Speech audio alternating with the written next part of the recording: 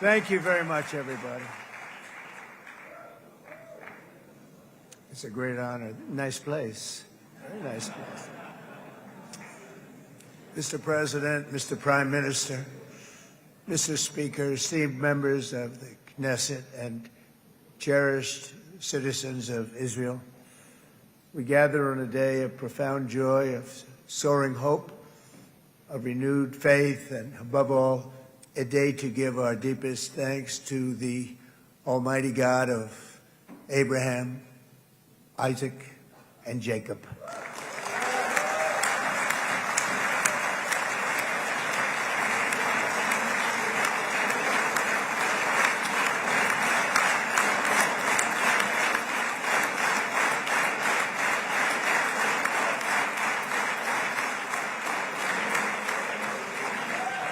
After 2 harrowing years in darkness and captivity, 20 courageous hostages are returning to the glorious embrace of their families, and it is glorious.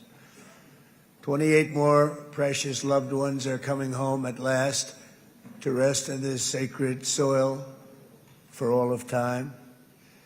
And after so many years of unceasing war and endless danger, today the skies are calm, the guns are silent, the sirens are still, and the sun rises on a holy land that is finally at peace, a land and a region that will live, God willing, in peace for all eternity.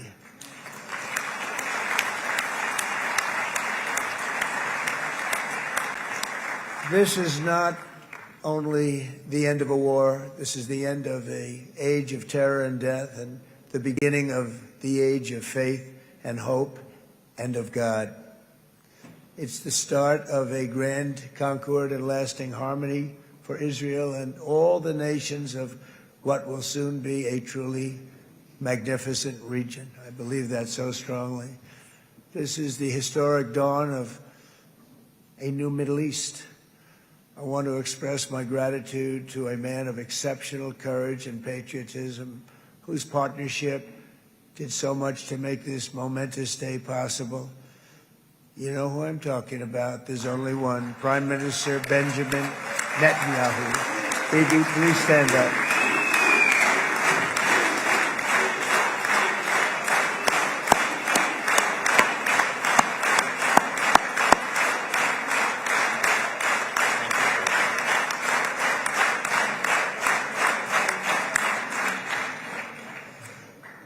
And he is not easy, I want to tell you that. He's not the easiest guy to deal with, but that's what makes him great. That's what makes him great.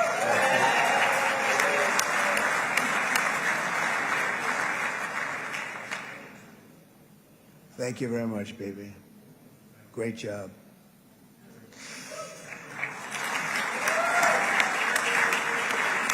And let me also convey my tremendous appreciation for all of the nations of the Arab and Muslim world that came together to press Hamas to set the hostages free and to send them home. We had a lot of help. We had a lot of help from a lot of people that you wouldn't suspect, and I want to thank them very much for that. It's an incredible triumph for Israel and the world to have all of these nations working together as partners in peace. And it's pretty unusual for you to see that, but it happened in this case. This was a very unusual point in time, a brilliant point in time. Generations from now, this will be remembered as the moment that everything began to change, and change very much for the better. Like the USA right now, it will be the golden age of Israel and the golden age of the Middle East. It's going to work together. I'd like to thank several great American patriots for their invaluable help in getting something done that almost everyone thought was absolutely impossible. We were wasting our time. So many people said, "You're just wasting your time." But we weren't, because we had talented people working with us, and we had people that love your country, and frankly, people that love the region. They love the Middle East. I want to thank my friend Steve Witkoff.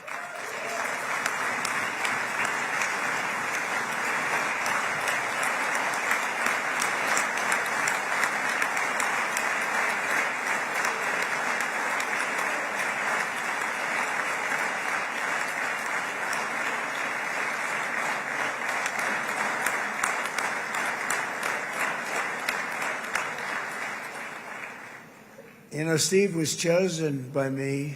He never did this before, but I knew him as a few things. He was a great businessman, but I know a lot of great businessmen, to be honest with you. He had tremendous negotiating skills, but I know a lot of people that negotiate pretty well, although it is an art. But there are people that can negotiate pretty well. But most importantly with Steve, he's just a great guy. Everybody loved him. Everybody. I mean, I know some negotiators that are so good, but you wouldn't have had peace in the Middle East. You would be in World War III right now with some of these guys. Everybody loves Steve, and they respect him, and they somehow can relate to him. I've known him for many years, and I've seen it over and over again. להוציא את חבר הכנסת עודה, להוציא אותו מהאולם, להוציא אותו מיד, החוצה, החוצה. Please expel this Knesset member. Please expel this Knesset member. Please expel Knesset member Kasif out of the hall. Please expel him immediately.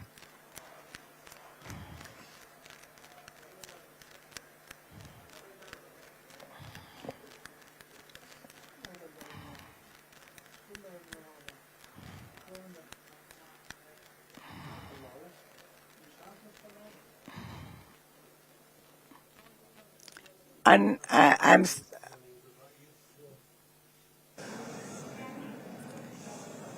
That was very efficient.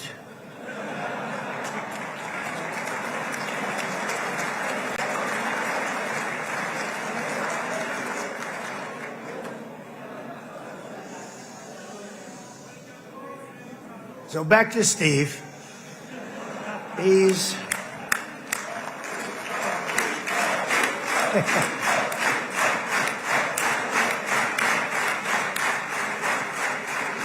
But I tell one story because he was so involved, and then we called in Jared. We need that brain on occasion. We got to get Jared in here. We got to get a certain group of people. But Steve started this all by himself. I call him Henry Kissinger, who doesn't leak.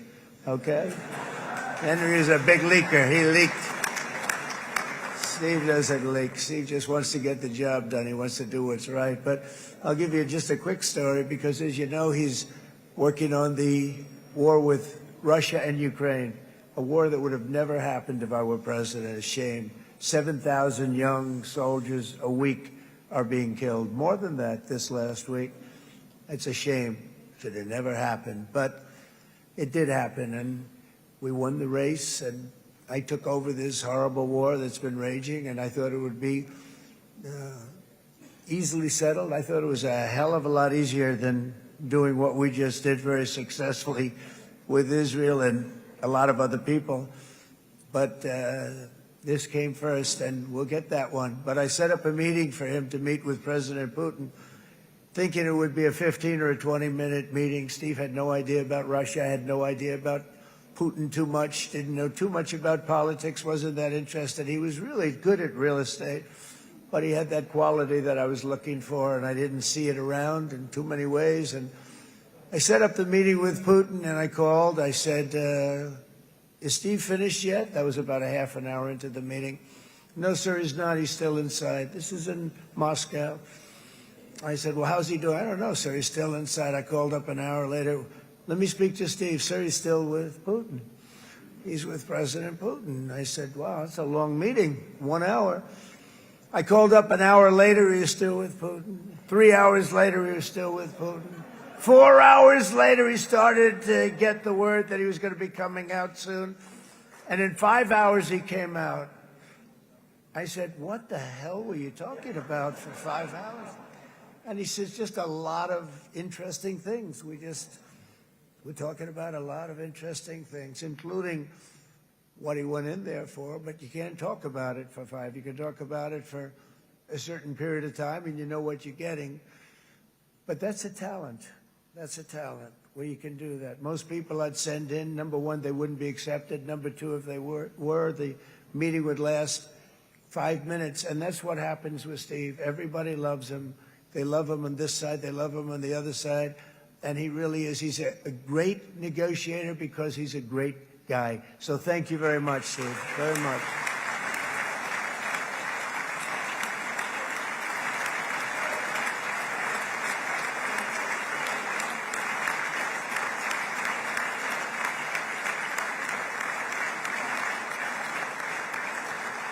And let me also give a very special thanks to someone who truly loves Israel. In fact, loves it so much that my daughter converted.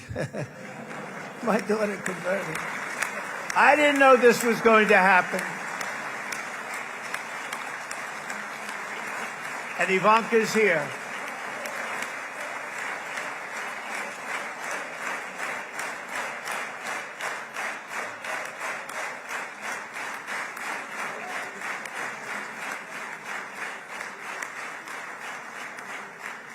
And Bibi, you do know this was not in the cards for me. You understand that. And she is so happy, and they are so happy. At least I think they're happy. If they're not, we have a big story, right? No, they have a great marriage, and they get along great. They're best friends. They have a very special relationship. But Jared has been so helpful. He really did something very special. He established the Abraham Accords with a group of very wonderful people. I like calling it the Avraham Accords because people that, right?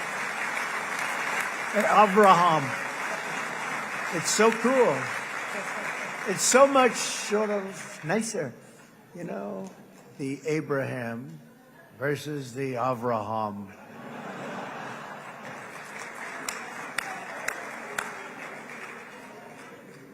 I just don't want to sound too sanctimonious when I do it, so, you know, I sort of split it up. This way we keep everybody happy. But we have some very great talent, and they have no excuses for anything that's taken place because we had some unbelievably good people working on this. And then you're going to add a man named Marco Rubio, who is also here. That's right.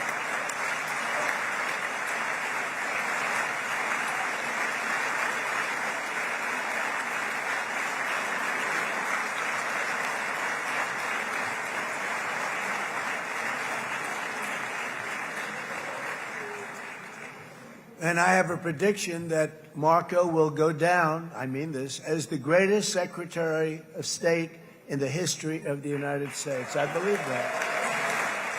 I believe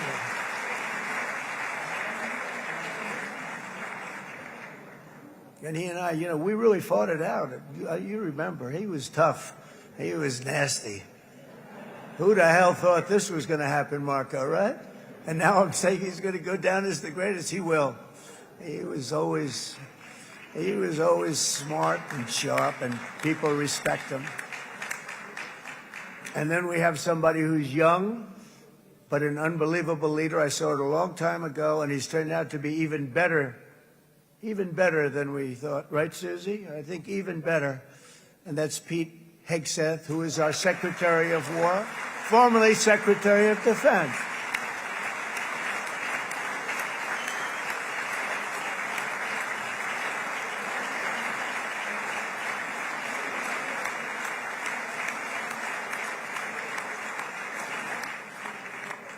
And as you know, we decisively won World War I. We decisively won World War II decisively. And everything in between and everything before it, we won everything. And then they had the brilliant idea of changing the name from war, you know, it was war, to defense. And with that went a certain thinking. And we fought in a very politically correct way after that. We always had the strongest military, and now we have a stronger military than we've ever had before because of my first term. I've totally rebuilt the military, every aspect of it. But we have, if you think, we settled 8 wars in 8 months. I'm now including this one, by the way, if that's okay. They may say, well, that was quick. Because yesterday I was saying 7, but now I can say 8. The hostages are back. The hostages are back.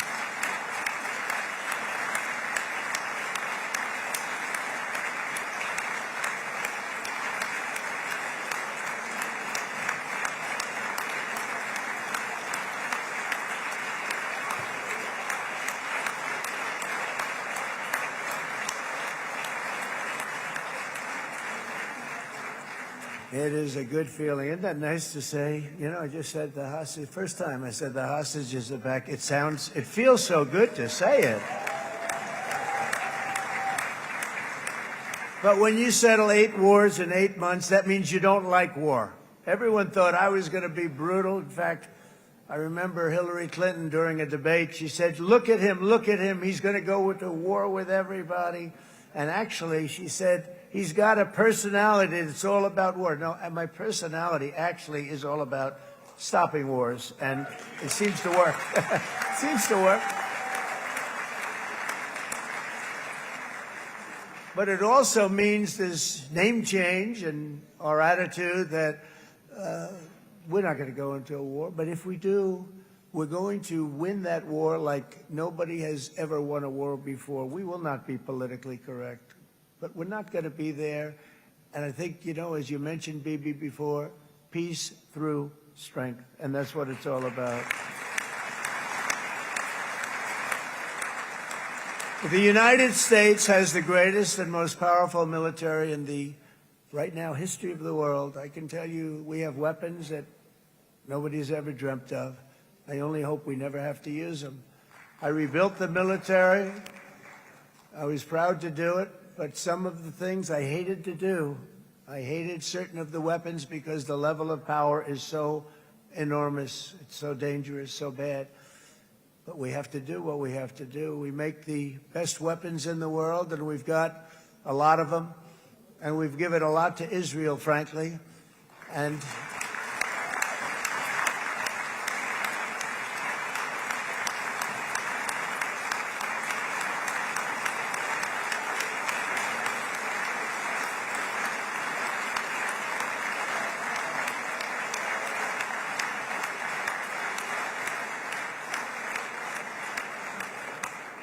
I mean, Bibi would call me so many times, can you get me this weapon, that weapon, that weapon? Some of them I never heard of, Bibi, and I made them. But we'd get them here, wouldn't we? And they are the best. They are the best. But you used them well. It also takes people that know how to use them. And you obviously used them very well. But so many that Israel became strong and powerful, which ultimately led to peace. That's what led to peace. So as we celebrate today, let us remember how this nightmare of depravity and death all began. 2 years ago, on the eve of the Simchat Torah holiday, thousands of innocent Israeli civilians were attacked by terrorists, and one of the most evil and heinous desecrations of innocent life the world has ever seen, the worst slaughter of Jews since the Holocaust. The cruelty of October 7th struck to the core of humanity itself. Nobody could believe what they were witnessing. The United States of America grieved alongside you, and we mourned for our own citizens who were so viciously taken that day.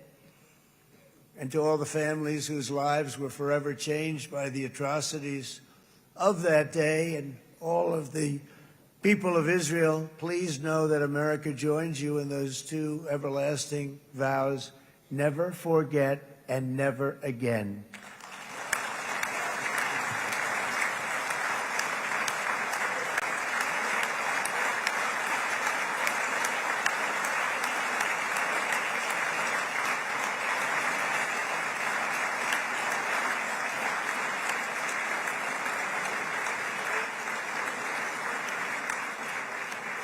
From October 7th until this week, Israel has been a nation at war, enduring burdens that only a proud and faithful people could withstand. It was a very tough period of time. For so many families across this land, it has been years since you've known a single day of true peace. But now at last, not only for Israelis, but also for Palestinians and for many others. The long and painful nightmare is finally over.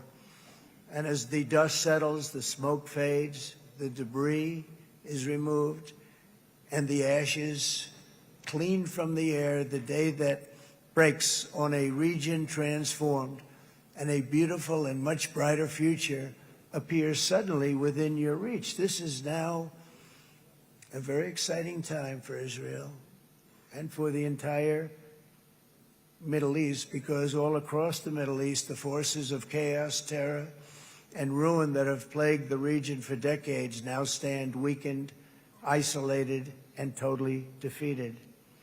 A new coalition of proud and responsible nations is emerging, and because of us, the enemies of all civilization are in retreat. Thanks to the bravery and incredible skill of the Israeli Defense Forces and Operation Rising Lion,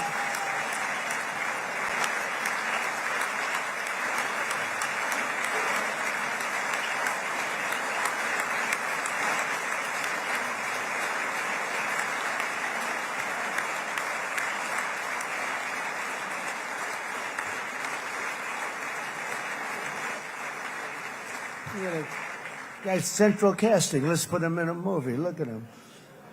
Great job. And my people loved working with you. Loved it. They worked so well together. But many of Iran's top terrorists, including nuclear scientists and commanders, have been extinguished from this earth. And with Operation Midnight Hammer, boy, that's a great name for that, what we did. Last June, the United States military flew 7 of those beautiful B-2 bombers. They look so beautiful all of a sudden. They were always, I thought they were pretty planes. I had no idea they could do what they did. In fact, we just ordered 28 more of them. A little updated version. We ordered a whole pile of them. And almost 100 other planes went with them, including fighter jets. And we had 52 tankers, big, beautiful, brand new tankers that were loading them up 4 or 5 times. They traveled 37 hours back and forth. Think of that. But we had tankers all over the sky for all the other planes. We had the F-22s, the F-35s, F-16s. We had a hell of a lot of planes.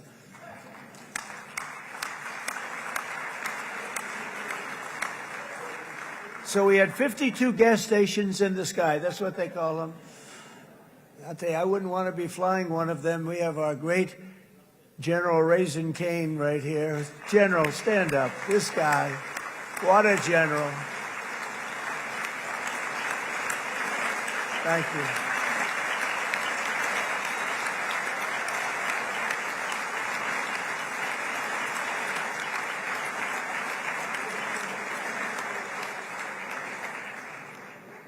I asked General Cain, I said, we're having problems with ISIS, and I was in Washington, and I asked, how long would it take to defeat ISIS? And my Washington generals told me, 3, 4, maybe 5 years, sir. I said, I don't get it. We got the best equipment in the world. Why? So I flew to Iraq, and I met with a man named Cain. He said, what's your first name? He said, they call me Raisin, sir. I said, wait a minute, your name is Raisin Cain? I've been looking for you for a long time. You gotta be kidding. So they told me 3, 4, 5 years to defeat ISIS.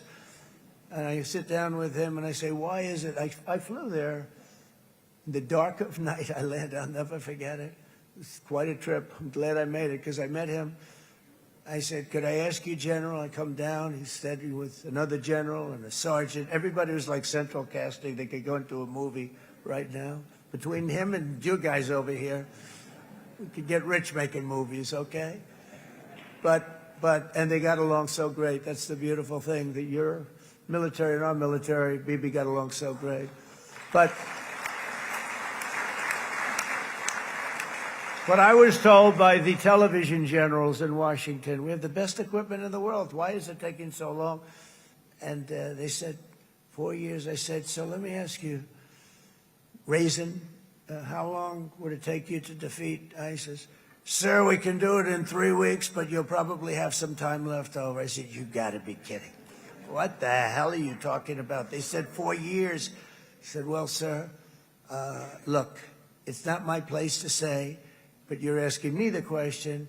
What you have to do is you hit him from the west, you hit him from the north, you hit him from the south, you hit him above, you hit him below. I said, so why didn't they do it? And he didn't want to speak badly of his superiors, which is hard to believe they were his superiors. Should have been the other way around a long time ago, because he's the one that did Operation Hammer. It was flawless. It was flawless. It was absolutely flawless. And I said, so you really think you can do it in 4 weeks? Yes, sir, 100%. You have to do it differently than they were doing it. They were using one base, and it was hundreds of miles away. And he says, we have all these portable bases all over the Middle East. And they didn't want to use them because they didn't want to offend the country where the portable... They wouldn't have even known what the hell the planes were going up, right? They wouldn't have known. But he said, no, they didn't want to defend anybody, offend anybody. And but we can do it in 4 weeks. I said, you sure about that? I'm going to call you back. I'll call you back on Monday. I'm going back to Washington. But you think 4 weeks? Yes, sir, I think we can do it in 4 weeks. We'll have time left over. So I call him on Monday. I said, you think you can do it? 4 weeks. I said, go ahead and do it. He did it. I'll tell you, he did it in 4 weeks, less than 4 weeks. So, General, stand up, please. Again, this is a real general.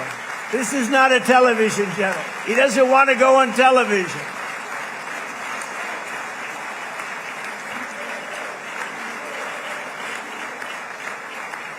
He doesn't want to go on television. I said the other guys love being on television. So we dropped 14 bombs on Iran's key nuclear facilities, totally, as I said originally, obliterating them. And that's been confirmed, and everybody understands it. Together we stopped the #1 state sponsor of terror from obtaining the world's most dangerous weapons. And if you think about it, if we didn't do that, and assuming we made the same deal that we have today, there'd be a dark cloud over this deal. And #1, it wouldn't happen because the other Arab and Muslim nations really wouldn't feel comfortable making the deal that we have now, right? If Iran had that nuclear weapon that they were about 2 months away from having. They would have had it in 2 months or maybe less than that. They were right at, this was our last shot. They looked at it for 22 years. This was our last shot. The pilots told me that. They said, 22 years, sir. They looked at it.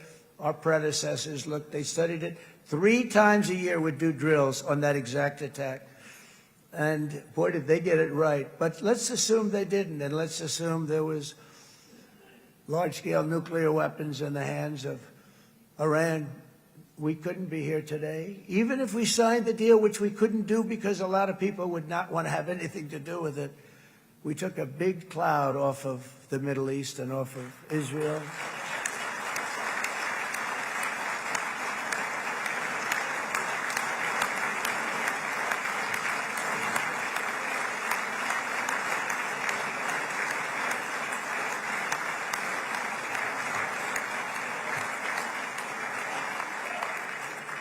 And it was my honor to help.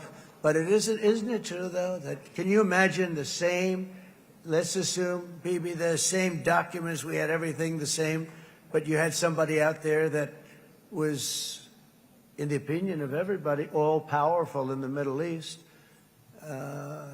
They took a big hit, didn't they? Didn't they take a big hit? Boy, oh boy. They got it from one side, from the other. And you know it would be great if we could make a peace deal with them, and I think that's big. Would you be happy with that? Wouldn't it be nice, I think? Because I think they want to. I think they're tired. Somebody said, sir, they're starting their nuclear program again. I said, let me tell you something. They're not starting anything. They want to survive. The last thing they want to do is start digging holes again in mountains that just got blown up and start... They're not doing it. They want to survive, okay? But I think we have a chance. Steve, you, and I think Jared, come on, I'll call you back for another one. We always bring Jared when we want to get that deal closed. We bring Jared, but Steve, you and Jared and the General and Pete and Marco, you'll get that deal done easy. I think that'll be easy. But first we have to get Russia done. We got to get that one done. If you don't mind, Steve, let's focus on Russia first, all right? We'll get it done. In Lebanon, the dagger of Hezbollah, long aimed at Israel's throat, has been totally shattered. My administration is actively supporting the new president of Lebanon in his mission to permanently disarm Hezbollah's terror brigades. He's doing very well. And build a thriving state at peace with its neighbors. And you're very much in favor of that, I know. And it's good things are happening there, really good things. And with this week's ceasefire, we've achieved the most challenging breakthrough of them all. The most challenging breakthrough maybe ever. I mean, I've never seen anything like it. I've been involved in a lot of success. I have never seen anything like what's going on today all over the world. People are dancing in the streets, not just in Israel. They're dancing in the streets of countries that would have never danced in the street about what's happening today. They're dancing in those streets. So this long and difficult war has now ended. You know, some people say 3,000 years, some people say 500 years, whatever it is. It's the granddaddy of them all. And in an unprecedented achievement, virtually the entire region has endorsed the plan that Gaza will be immediately demilitarized, that Hamas will be disarmed, and Israel's security will no longer be threatened in any way, shape, or form.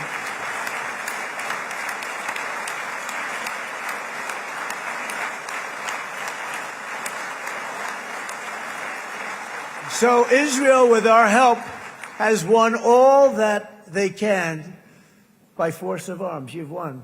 I mean, you've won. Now it's time to translate these victories against terrorists on the battlefield into the ultimate prize of peace and prosperity for the entire Middle East. It's about time you were able to enjoy the fruits of your labor. Mr. Opposition Leader. I said he's a very nice opposition leader. I think. No, he's a nice man. Bibi, he's a nice man. Good. He knows what he's doing, right? No, a very nice guy. Well, see, now you can be a little bit nicer, Bibi, because you're not at war anymore, Bibi.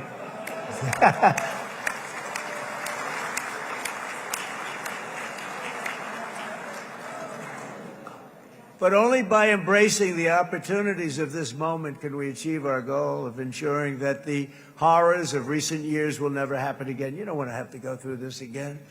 8 years ago, I came to this region on a very special first trip abroad as the President of the United States. I came here very early at your request. I addressed the leaders of the Arab and Muslim world gathered in Saudi Arabia and said that it was time to build a future free of the grip of extremism and terror. And interestingly, right now, as soon as I'm finished, I'm quite late. You've kept me quite late between opposition leaders and Bibi's brilliant but very long speech. I thought I was going to run up here, make a speech, and then head to Egypt. It didn't work out, though. And you made a pretty long one, too, sir.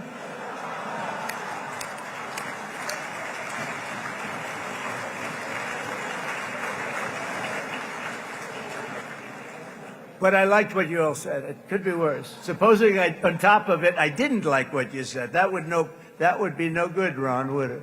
Ron, you did a great job, by the way, Ron.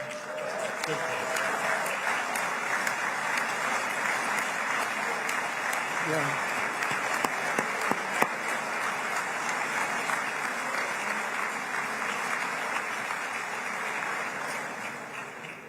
So I'm going to be meeting, actually, in a little while, I'm going to be meeting with the most powerful, the richest nations, really, in the world, although now, with the tariffs, the United States is by far the richest nation in the world, as you probably have been reading. But the richest nations, most powerful nations tremendous, headed by some tremendous people in many cases. Some cases I wouldn't say necessarily I would endorse, but I will tell you some incredible people that really helped us make this all possible. So I'll be going there. I'll be quite late. They might not be there by the time I get there, but we're going to give it a shot. But the journey we started back then led to the crushing defeat of the ISIS caliphate, to the monumental Abraham Accords, and ultimately to the historic ceasefire this week, in which many of those same nations really played a very pivotal role, I have to tell you. Steve will tell you that. Jared will tell you that. Together we've shown that peace is not just a hope that we can dream about. It's a reality we can build upon day by day, person by person, and nation by nation. And because of that, the Middle East is finally ready to embrace its extraordinary potential. You have extraordinary potential in this region. It should now be clear to everyone throughout the region that decades of fomenting terrorism and extremism, jihadism and anti-Semitism have not worked. They haven't worked. They've been a disaster. They've just killed. They've killed. They've backfired completely and totally. They've just totally backfired. Everything that you thought, take it worst case, it's turned out to be worse than that. They have not worked. From Gaza to Iran, those bitter hatreds have delivered nothing but misery, suffering, failure, and death.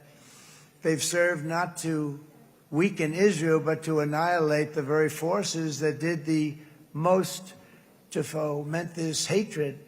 And it's really, I mean, everybody that's tried it has become irrelevant.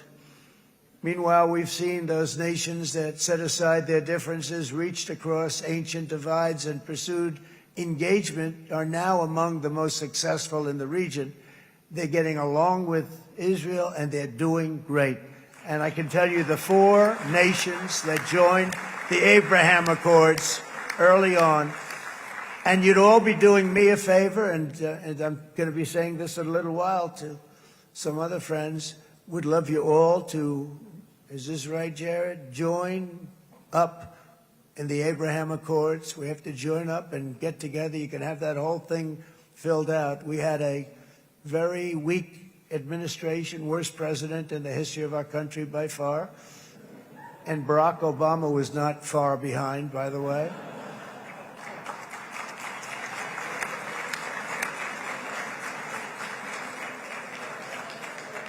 And they did nothing with this incredible document, the Abraham Accords, but now you can fill them up. Now you have peace, you have people that really like Israel. I'll tell you what, and they like Israel a lot more today than they did even 5 weeks ago. Like you've made a lot of, you've come back strong, because it was getting to be a little nasty out there in the world, and ultimately the world wins. You can't beat the world. Or I would say to Bibi, it's now time.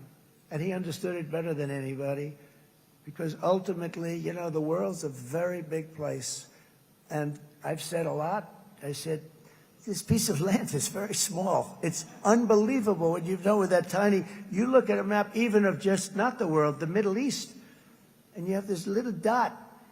And think of what you've done. It's incredible. It's incredible.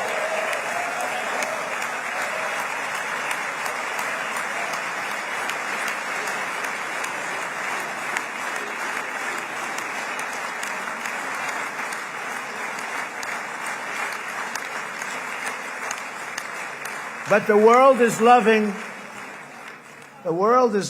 Israel again. And I said to Bibi, you know, the world is big and it's strong. And Ron, ultimately, the world wins. And we don't have to worry about that now. But there was getting to be a period of time over the last few months, you know, the world wanted peace and Israel wanted peace. Everybody did. Everybody did. And what a victory it's been, right? What a victory it's been. If you would have gone on for 3-4 more years, keep fighting, it was getting bad. It was getting heated. The timing of this is brilliant. And I said, Bibi, you're going to be remembered for this far more than if you kept this thing going, kill. it would not be the same. And I just want to congratulate you for having the courage to say, that's it, we've won, and now let's enjoy our lives and let's rebuild Israel and make it stronger and bigger and better than it's ever been before. You're going to do that. Took a lot of guts. And the choice for Palestinians could not be more clear. This is their chance to turn forever from the path of terror and violence. It's been extreme, to exile the wicked forces of hate that are in their midst. And I think that's going to happen. I've met some people over the last couple of months that want to see it happen very much. And after tremendous pain and death and hardship, now is the time to concentrate on building their people up instead of trying to tear Israel down. We don't want that to happen again. And the total focus of Gazans must be on restoring the fundamentals of stability, safety, dignity, and economic development so they can finally have the better life that their children really do deserve after all these decades of horror. I intend to be a partner in this effort in the sense that we're going to help and we're going to do something that became unbelievably popular. Everybody wants to be on it. It's called the Board of Peace, okay? How about that? Is that a beautiful name? Like a board of peace.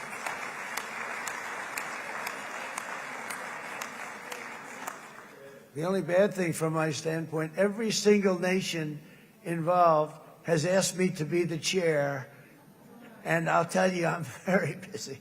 I didn't count on that, but you know what? If we do it, we'll do it right, and we have unbelievable power and wealth, because you're going to need wealth. You're going to need wealth to rebuild things, and they have wealth like few people have wealth. I want to thank the Arab and Muslim nations for their commitment that they've made to support a safe rebuilding of Gaza and beyond. I have many Arab countries, very wealthy countries, that came up and said, we'll put up tremendous amounts of money to get rebuild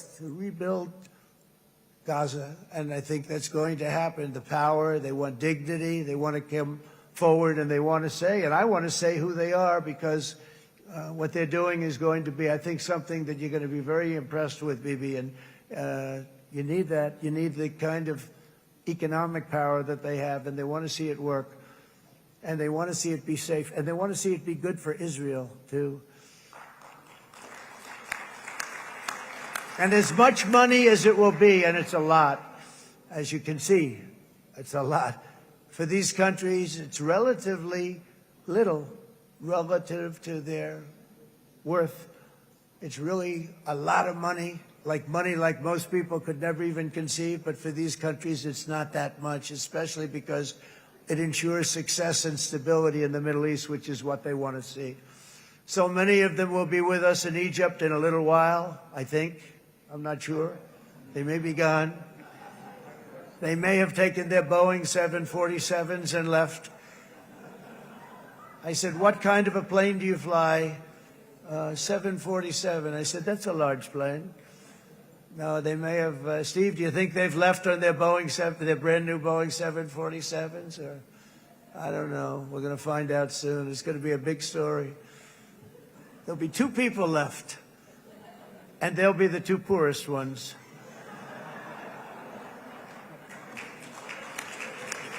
But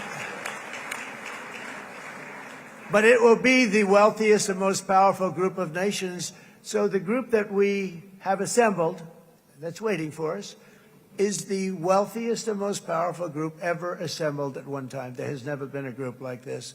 And they're only looking for good. They want good. They're going to do good. And as those commitments are made, I'm going to let the world know who's doing it, because they really deserve to get the credit. And some of them probably won't want the credit, but they deserve it.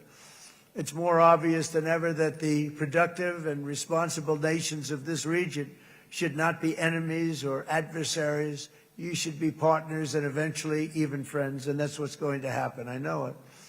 Together you can stand against the forces of chaos. Yeah, you go ahead. That's an important point.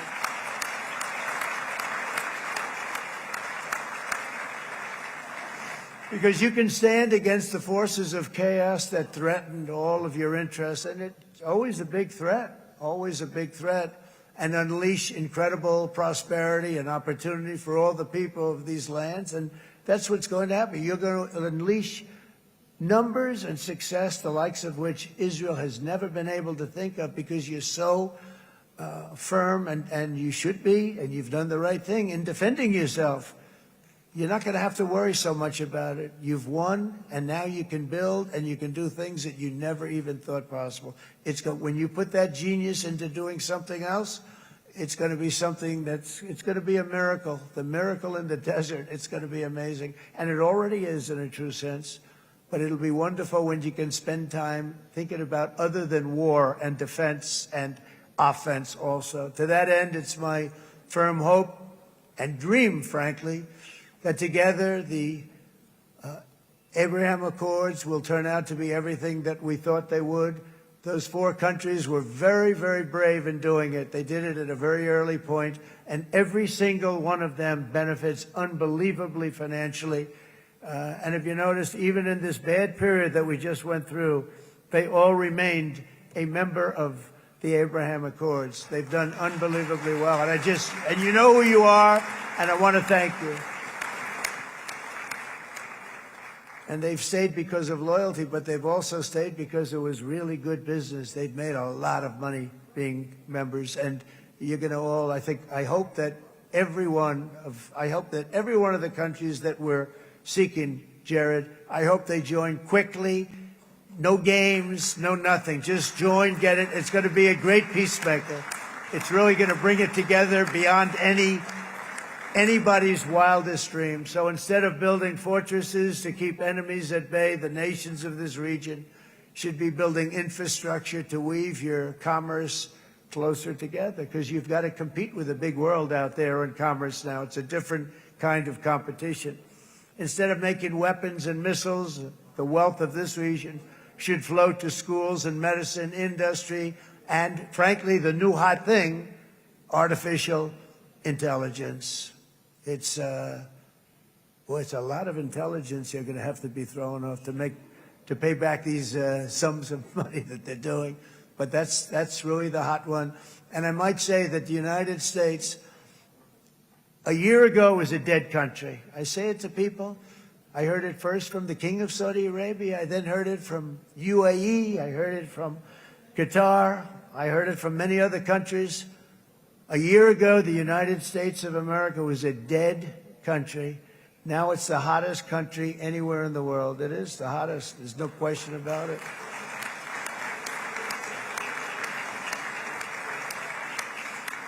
In fact, if you go back a year ago, before the election, although once we had November 5th, we became hot because people got it.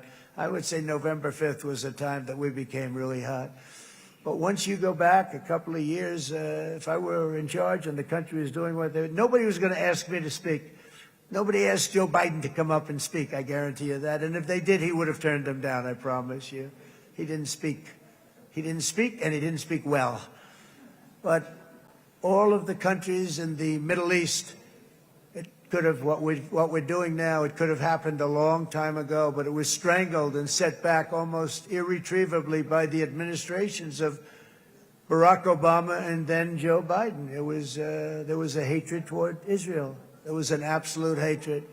The setbacks really started when President Obama signed the Iran nuclear deal.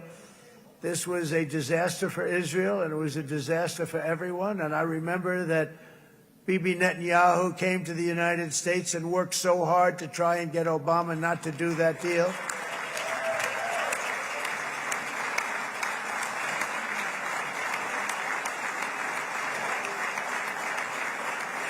He worked so hard. But it was like talking to a wall. I remember him telling me it was like talking to a wall. They wanted to go with Iran. They chose Iran, frankly, over a lot of other good nations, but specifically Israel. And that was the beginning of a very bad period of time. You had Obama go out, and the Iran nuclear deal turned out to be a disaster. And by the way, I terminated the Iran nuclear deal, and I was very proud to do it.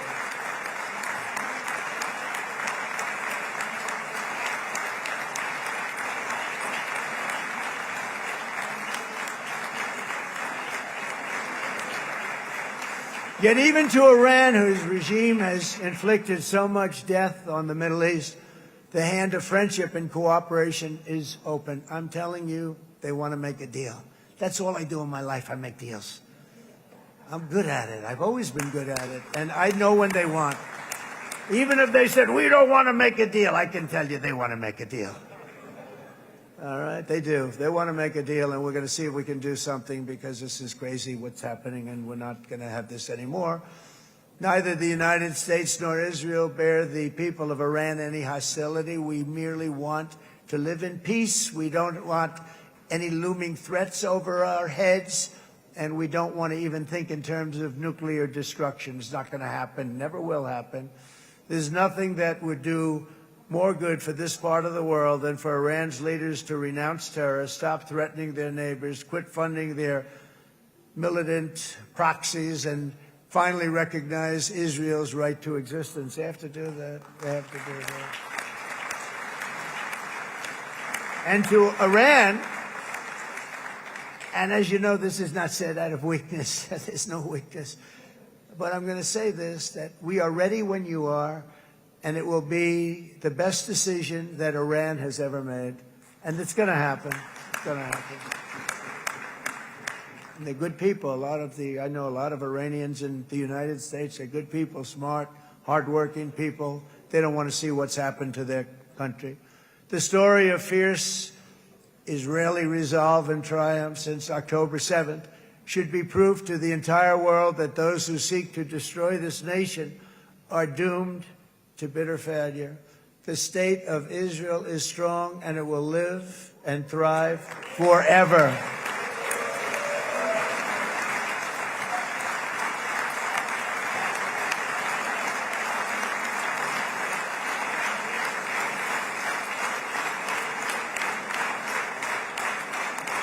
And that is why Israel will always remain a vital ally of the United States of America. Israelis share our values, field one of the world's most powerful militaries. You really do. You have an amazing, what a job you've done. And have one of the most innovative economies on earth. Those are just a few of the reasons why I'm proud to be the best friend that Israel has ever had. And they all say it in the White House. They all say it. I guess it's true because everybody says it, Bibi. You said it today. Thank you. But as president, I terminated the disastrous Iran nuclear deal, and ultimately I terminated Iran's nuclear program with things called B-2 bombers. It was swift, and it was accurate, and it was a military beauty. I authorized the spending of billions of dollars, which went to Israel's defense, as you know. And after years of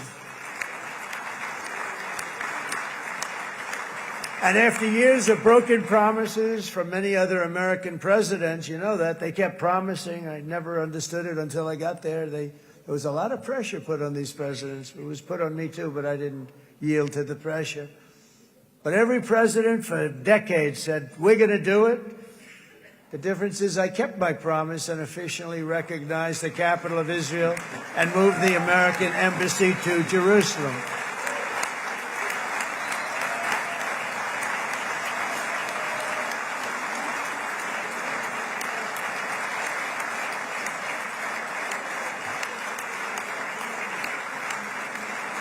Isn't that right, Miriam?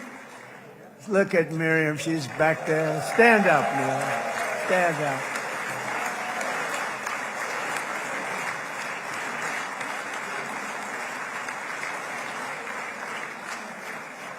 Miriam and Sheldon would come into the office. They'd call me.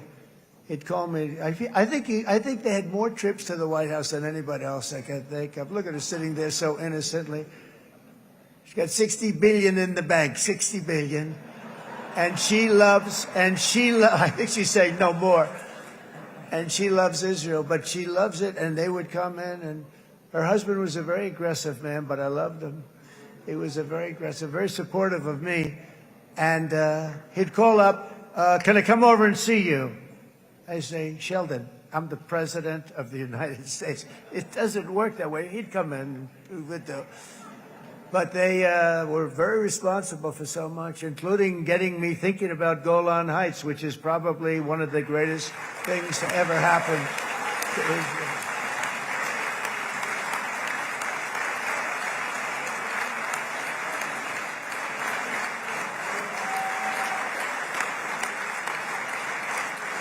Miriam, stand up, please. She really is. I mean, she loves this country.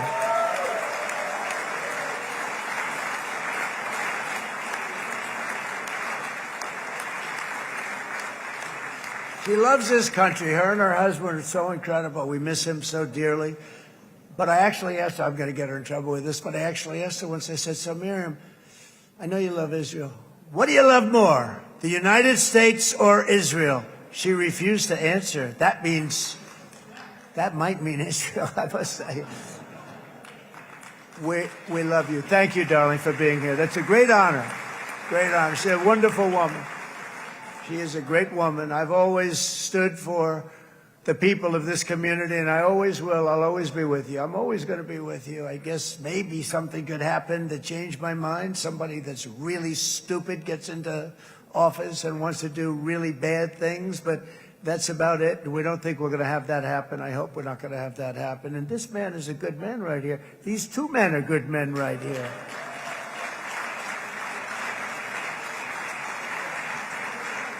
Hey, I have an idea. Mr. President, why don't you give him a pardon? Give him a pardon. Come on.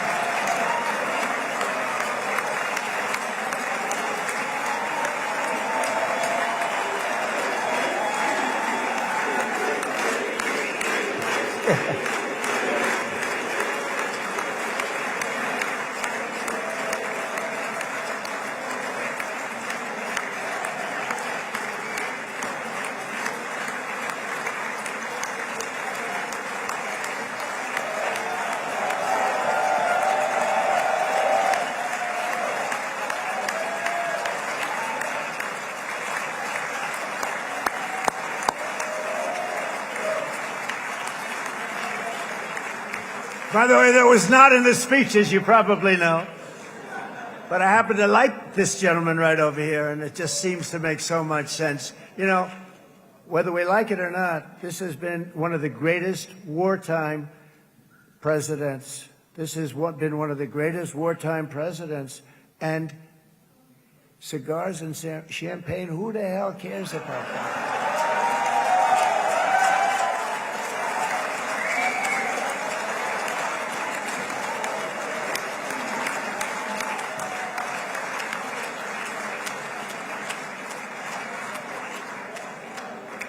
All right, enough controversy for the day, right?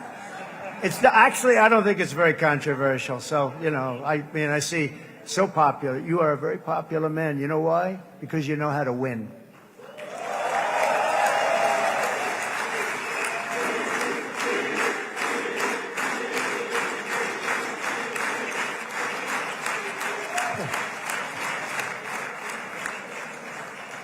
Over the past 2 years, I've met many of the families of the Israelis taken hostage and those that were taken hostage. Unbelievable. I've looked into their eyes. I've seen the worst nightmares of their suffering, but I've also seen something else, the beautiful love of the people, the love of people, frankly, that hold things together, the love that gives you the courage to carry on through thousands of years of persecution and repression and to emerge with the heart of David. It's the heart of David. It's that love that's defeated the enemies of civilization, built this incredible country and this unbelievable economy, and forged one of the great democracies of the world. That is why it's a true honor to stand here today and address this assembly in your ancient and eternal now capital, Jerusalem. I'm proud to have helped in that regard. This city and this nation stand as living proof that a much brighter future for this entire region is truly within our grasp. For thousands of years, Jerusalem has been a home to Christians, Jews, Muslims, and people of all ethnicities and creeds. This is the holy center of the world's three great Abrahamic faiths, I like that too. Adorned, it's the first time I've seen that word in a while. Adorned with their sacred sites and alive with their pilgrims and visitors from every corner of the globe. But here between the Western Wall, the Temple Mount, and the hill called Calvary, people of every faith and background live, work, pray, serve, and raise their families side by side, and they do it with love. This example is just one of the modern miracles that Israel has given to the world. And just in closing, the leaders in this chamber know better than anyone else the challenges of this harmony, and it's been easily won. No, it hasn't. It has not been. It's been so tough, but it has been, some say, a miracle. What you've done is a miracle. Look at your size. Look at your chances when it all started. And you know, if you think about it, you are safer today, stronger today, and more respected today than at any time in the history of Israel. Think of it. People used to say it wouldn't exist. They don't say that anymore, do they? Yet if safety, security, and coexistence can thrive here in the winding alleys and ancient paths of Jerusalem, then surely peace and respect can flourish among the nations of the broader Middle East. The God who once dwelled among his people in this city still calls us, in the words of Scripture, the turn from evil and do good, to seek peace and pursue it. So he still whispers truth into the hills and knolls and valleys of his magnificent creation, and he still writes hope into the hearts of his children all over the world. And that is why even after 3,000 years of pain and conflict, the people of Israel have never given up from the threats of Zionism, from all sorts of threats. You want the promise of Zion. You want the promise of success and hope and love and God. And the people of America have never lost faith in the promise of a great and blessed future for all of us. From the very first day that modern Israel was founded, we have stood together through thick and thin of setbacks, and through victory and defeat, through glory and heartache. We have built industries together. We have made discoveries together. We have confronted evil together, and we have waged war together. And perhaps most beautifully of all, we have made peace together. And this week, against all odds, we have done the impossible and brought our hostages home.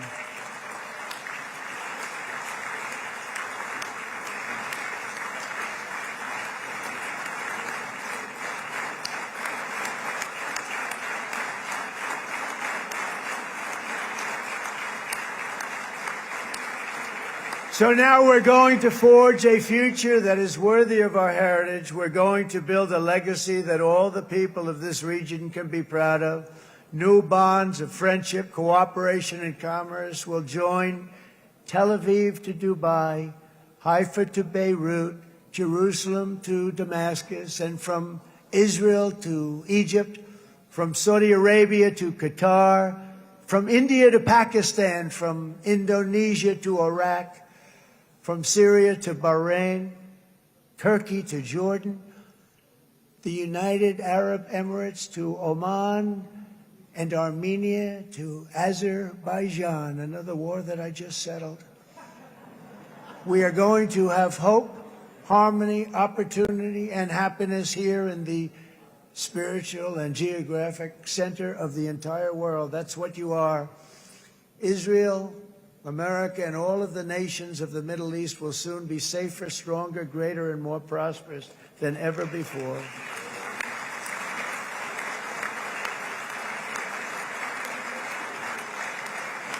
And I want to thank you all once again for this exceptional honor. This has been truly an honor. It's seldom that a president is invited to do this. And I love Israel. I'm with you all the way. You will be bigger, better, stronger, and more loving than ever before. Thank you very much. God bless you. God bless the United States of America, and God bless the Middle East. Thank you, everybody. Good luck. Thank you very much. Thank you.